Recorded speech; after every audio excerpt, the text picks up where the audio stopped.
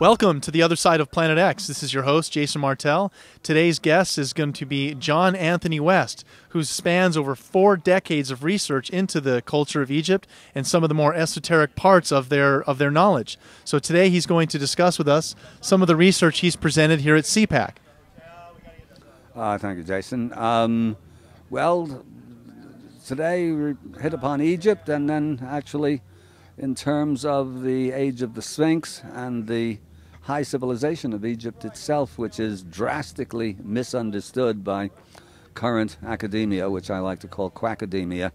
They've got it just about dead wrong, and Egypt actually is a great and advanced civilization, particularly compared to ourselves, and its interest lies in part that if we take progress, which is really shiny barbarism, as civilization, we've misunderstood the whole purpose of our humanity. And if we go back deep into Egypt, which we don't have time to do here, but we do on my trips, when I lead my trips over there, you actually understand what civilization once was like and what would be very important for us, if possible, to recreate, not in terms of actual structures. We're not about to build pyramids and mummify our pharaohs and build Egyptian temples again, but the principles that motivated Egypt are actually eternal, and that motivation could be reestablished, and we could,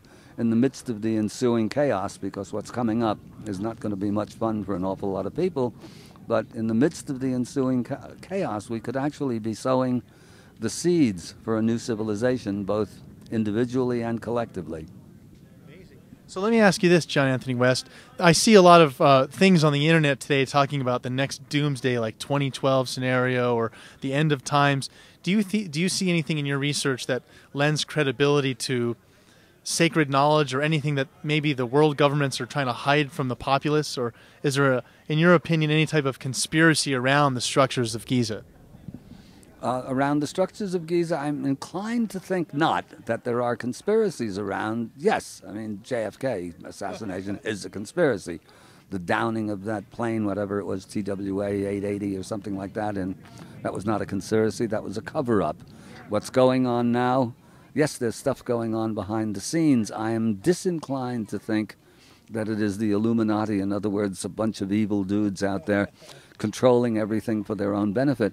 Yes, it's a bunch of evil dudes out there trying to control everything for their own benefit, but I am more inclined to call them the unilluminati rather than the Illuminati.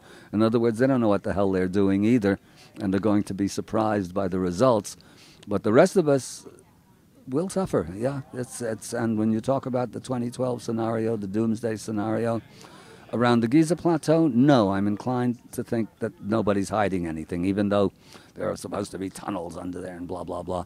And I know Zahi Hawass, the director, pretty well, and I think that if there was something really spectacular, he likes being in the limelight. He would not be concealing stuff.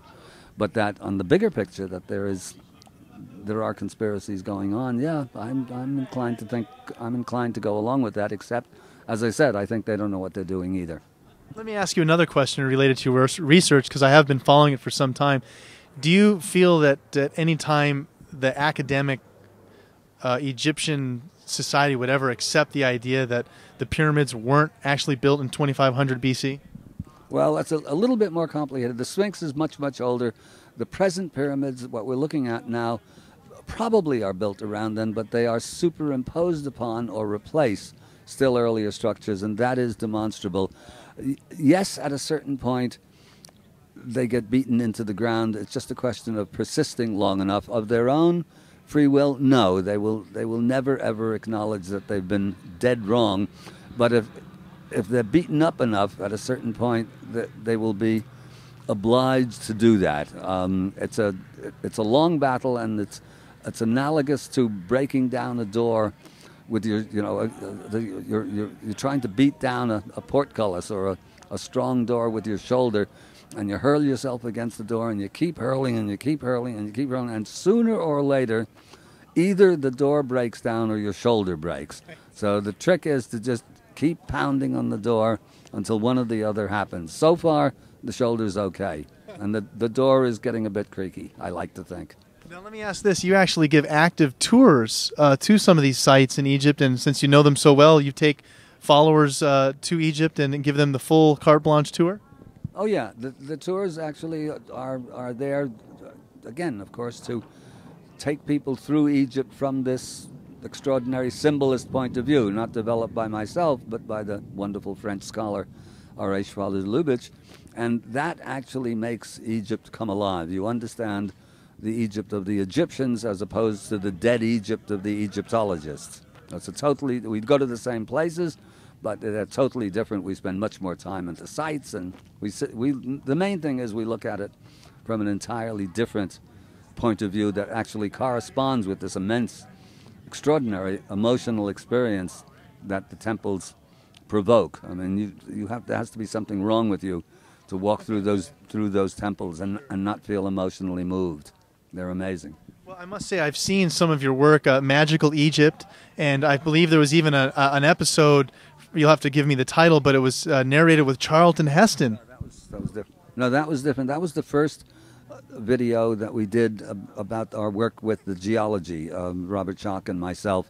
That was called Mystery of the Sphinx with Charlton Heston. That was an absolutely independent NBC special, and that's still very much around. I mean, you get the video, you can get the DVDs. But the Magical Egypt series, the 8 episodes, that's a different thing altogether. Now, where can the listeners of this show find out or purchase some of your latest products off the internet?